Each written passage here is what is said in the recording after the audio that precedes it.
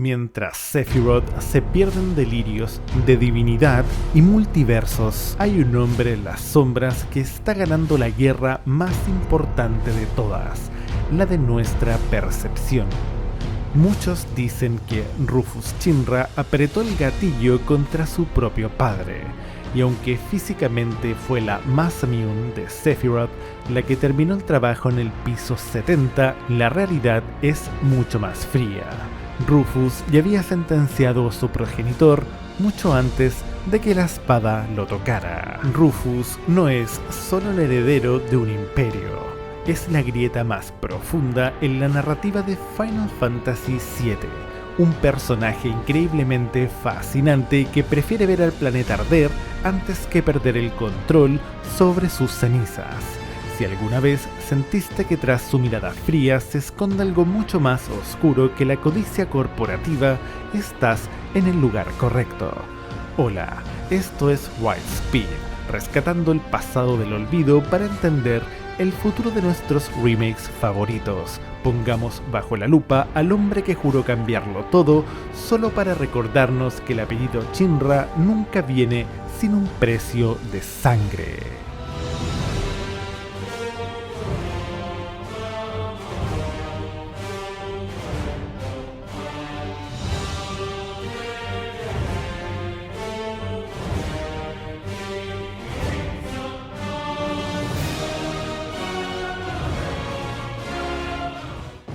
El peso de una corona manchada. Si lo pensamos bien, la entrada de Rufus en el remake y Rebirth no es solo un despliegue de estilo y superioridad, es una declaración de guerra contra el pasado. Aunque técnicamente él no sostuvo el arma que mató al anterior presidente, su llegada inmediata y su falta total de remordimiento nos dicen todo lo que necesitamos saber. Rufus no busca el poder a través del miedo burdo, sino a través de una legitimidad que él mismo se ha fabricado. Lo vemos caminar entre los escombros de Midgar con la elegancia de un salvador, pero bajo ese traje blanco impecable se esconde el mismo desprecio por la vida que llevó al mundo al borde del colapso. La genialidad de su diseño radica en hacernos creer que es el mal menor, comparado con Sephiroth, cuando en realidad su ambición es quizás más peligrosa porque es tangible y absoluta.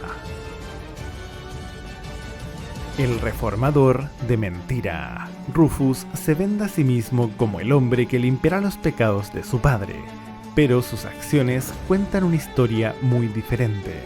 Su relación con los turcos es el ejemplo perfecto.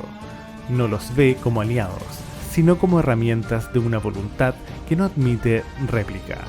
Mientras Cloud y su grupo luchan por el destino del planeta, Rufus está jugando una partida de ajedrez donde las piezas son ciudades enteras. Lo que realmente perturba es su capacidad para camuflar la opresión con eficiencia. No quiere destruir el flujo vital porque lo necesite para vivir, sino porque necesita que el mundo dependa de él para obtenerlo. Es la evolución de la tiranía, del miedo al monopolio de la esperanza. El fantasma de Glenn y la conexión con el destino. Aquí es donde el lore se vuelve oscuro. La presencia constante de Glenn Lodbrok en las visiones de Rufus en Rebirth sugiere que el nuevo presidente está lidiando con algo que escapa de su control financiero. Esta conexión con Ever Crisis y el pasado de los soldados originales nos indica que Rufus podría estar siendo manipulado, o peor aún, que está intentando reescribir la historia de la energía Mako para que no dependa del sacrificio de los Cetra, sino de un control tecnológico total. Su obsesión por la Tierra Prometida ha pasado de ser una meta económica a una fijación casi religiosa. Rufus no busca solo energía, busca una validación que su padre nunca le dio. Teoría final. El verdadero rey de la parte 3. para la entrega final de esta trilogía, la teoría que está cobrando fuerza es que Rufus no será un simple antagonista secundario, sino el catalizador del verdadero fin del mundo. Mientras Cloud se enfoca en el Septentrion, Rufus podría intentar utilizar el arma definitiva de Shinra, las armas o el propio cañón de Mako, no para detener a Sephiroth, sino para subyugar al planeta mismo en su momento de mayor debilidad. Existe la posibilidad de que Rufus intente negociar con una de las líneas temporales para asegurar la supervivencia de su corporación, convirtiéndose en el villano que sacrifica la realidad entera por mantener su estatus. En la parte 3, Rufus no querrá salvar el mundo, querrá ser el dueño de lo que quede después del impacto.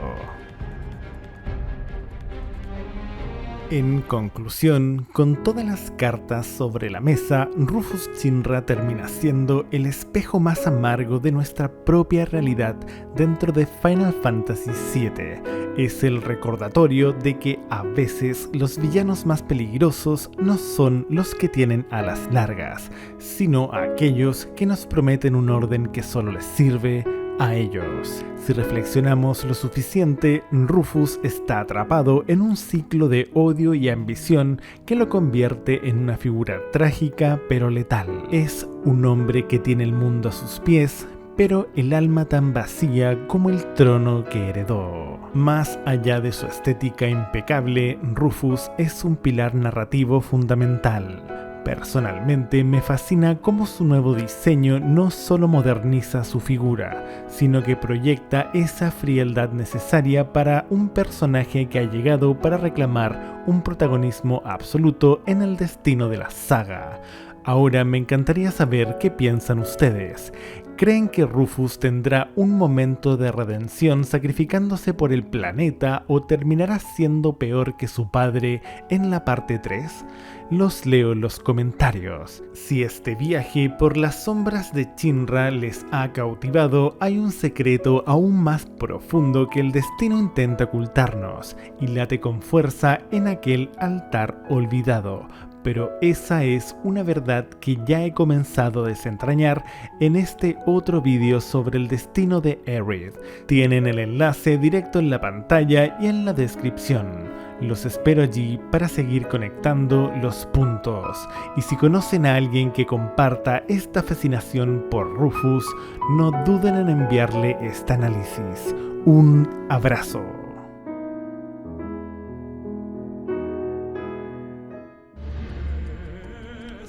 Belay that order. We're moving out. Gente, les habla Ryan. Si llegaron hasta aquí es porque disfrutan mi contenido. Por lo tanto, agradezcanme dándole like a este video, a la campanita y suscribiéndose a este gran canal. Bueno, sin más, nos vemos la próxima. Y recuerden, no sean como Arthurus Mengs. Hasta luego.